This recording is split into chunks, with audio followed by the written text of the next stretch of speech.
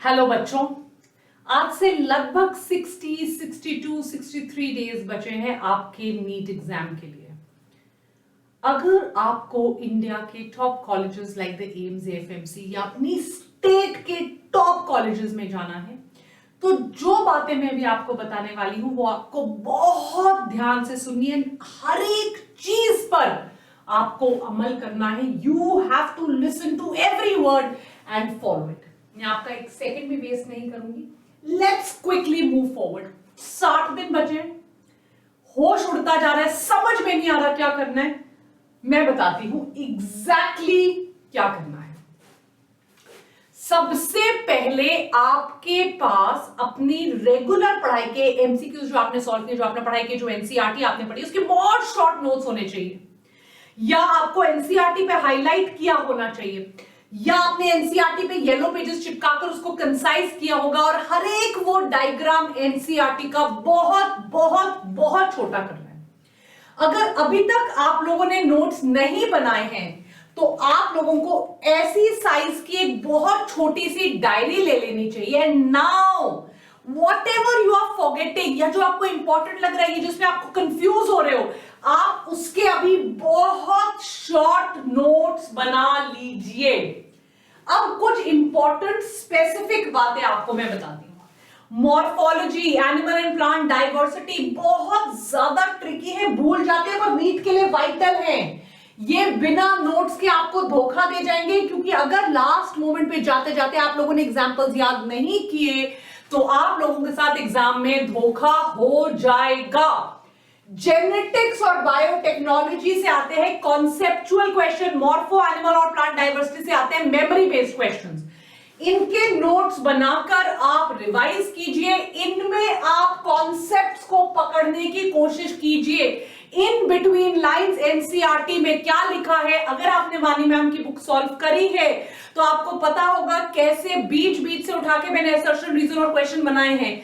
इनमें आएंगे ज्यादा एग्जाम्पल और टेबल वाले क्वेश्चन, इनमें आएंगे ज्यादा असर्शन, रीजन और ट्रू फॉल्स वाले क्वेश्चन, क्योंकि ये कॉन्सेप्चुअल है।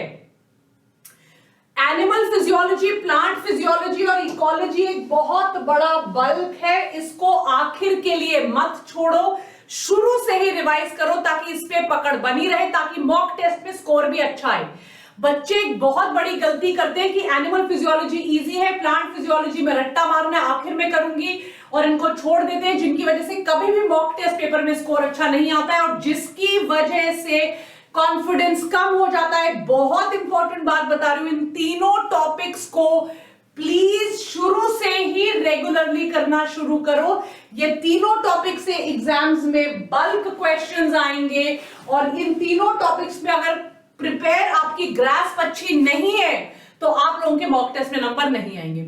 ऐसा टाइम टेबल बनाइए कि आपके मेमोरी बेस्ड क्वेश्चंस और memory based topic conceptual topics के साथ में जा रहे हैं। ऐसा बनाइए कि बेटा आप अपना टाइम मैनेज कर पा रहे हो बिटवीन ऑल 3 सब्जेक्ट्स।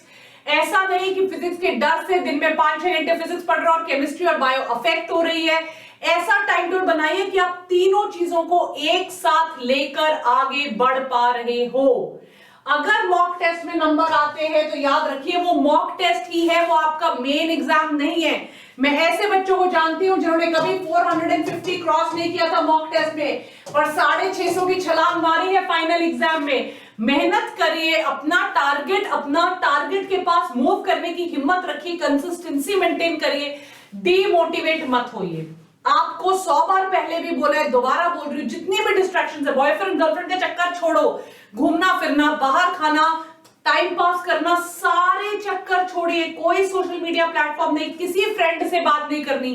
फ्रेंड आपको टेंशन देके जाते हैं, इसके अलावा कोई काम नहीं करते बच्चों। So please ensure that you are away from distractions, you are self motivated, you are inspired. याद रखिए बच्चों, मेरे बहुत ऐसे स्टूडेंट्स हैं 360, 360, 370 नंबर लेकर आए और 570, 80 लेकर आए, 200, 250, 300 पे जंप मारा है उन्होंने, और 580 पे गवर्नमेंट मेडिकल कॉलेज में बैठे हुए हैं। So please do not gate disheartened, it is very much possible. आपके 15 या 20 नंबर सिली मिस्टेक्स खा जाती है। डू को डू पढ़ते हो, डू नॉट नहीं पढ़ते हो, नॉट ट्रू को नॉट पढ़ते हो, ट्रू नहीं पढ़ते हो, नॉट ट्रू को ट्रू पढ़ लेते हो, नॉट फॉल्स को सिर्फ फॉल्स पढ़ लेते हो, ए की जगह बी मार्क कर देते हो, 6 क्वेश्चन की जगह 7th में ओएमआर मार्क कर देते हो। चेक करिए, स्पीड बढ़ाइए। ऐसा नहीं कि ओवर कॉशियस होने के चक्कर में पेपर छूट गया। टाइम बेस्ड प्रैक्टिस कीजिए, अपने को टाइम दीजिए। इतनी देर में बायो खत्म होना है, इतनी देर में फिजिक्स खत्म होना है। प्रैक्टिस अच्छे से करिए। सिली मिस्टेक्स को टोटली जीरो करना है आपको। वो तभी होगा अगर आप बहुत ज्यादा मॉक टेस्ट दोगे। ओवर थिंक नहीं करना, ज्यादा नहीं सोचना। तब क्या होगा, ये क्या कहेगा, उसका हो गया क्या कहेगा, मेरा फर्स्ट ड्रॉप है, मेरा सेकंड ड्रॉप है। अभी सिर्फ एग्जाम का सोचो, उसके बाद सोचेंगे इसको क्या जवाब देना है, उसको क्या जवाब देना है और क्या करना है। यस, अपने बाकी सारे सर्टिफिकेट्स भरते चलो, उनके बारे में इंफॉर्मेशन मैं देती जाऊंगी, पर अब ओवरथिंक नहीं करना है।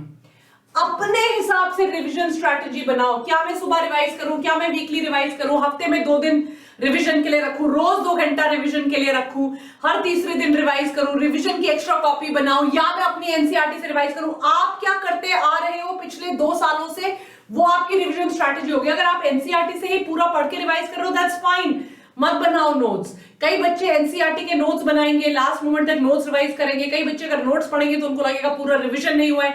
You make your own revision strategy, right? But memorise करने वाली चीजों को लास्ट में रिवाइज करना पड़ता है। अगर मेमोराइज करने वाली चीजों को रिवाइज नहीं किया तो एग्जाम में कंफ्यूज होकर, सिली मिस्टेक करके, भूल के नेगेटिव मार्क्स होने का चांस बहुत ज्यादा रहता है। Is that clear? मैं अलग लेक्चर भी लूंगी before sitting the exam, but this is something like what you can do for your mock test, right? तो वेल प्रिपेयर्ड बैठो। हर मॉक टेस्ट ऐसे तो मेरा फाइनल एग्जाम है, राइट? Remember, you have the right mix of books. आपने सही पढ़ा है, आपने एमसीक्यूज किए, हाफ बैटल वन है। आप, अगर मैं तो गारंटी लेती हूँ, अगर तुमने सिर्फ मेरी वो किताब पढ़ ली, 4 बार उसके एमसीक्यूज सारे सॉल्व कर लिए, तुम्हारे 360 आने से कोई रोक नहीं सकता है। Right everybody? सबसे इंपॉर्टेंट चीज है, past previous year question papers दीजिए, उसके बाद मॉक टेस्ट पे बैठिए, तो आपको अपने आप पता चलेगा कितना हेवी परसेंटेज मॉक टेस्ट से आता है और आप, या प्रीवियस ईयर क्वेश्चन से आता है, और एग्जैक्टली आप कहां स्टैंड करते हो। सो रेगुलर मॉक टेस्ट बहुत इंपॉर्टेंट। इनफैक्ट मैं तो आपको बोलूंगी वीडी नीट, या वाईटी बायोटॉनिक आप कोड लगाइए। डिस्क्रिप्शन बॉक्स में मैंने मॉक टेस्ट का लिंक दिया हुआ है। इन 999 आपको 25 पेपर मिल रहे हैं।